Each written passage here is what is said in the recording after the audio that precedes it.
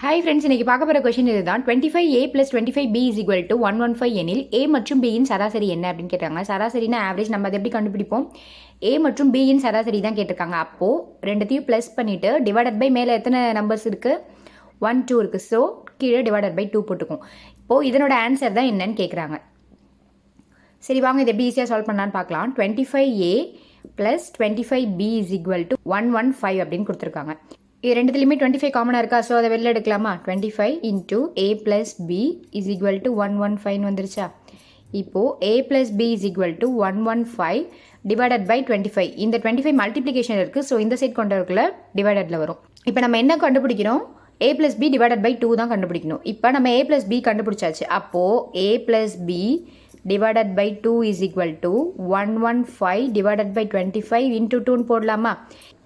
இது ரெண்டுத்தையும் அடித்து கொடுத்தோன்னா 23 5 வருமா? இப்போ 23 டிவைடட் பை 5 2s are 10. இப்போ இது ரெண்டுத்தையும் அடித்து கொடுத்தோன்னா 2.3 வரும். So A + B in average என்னன்னு பார்த்தீங்கன்னா 2.3. நெக்ஸ்ட் ஒரு ஷார்ட் வீடியோவில் பார்க்கலாம். தேங்க்யூ.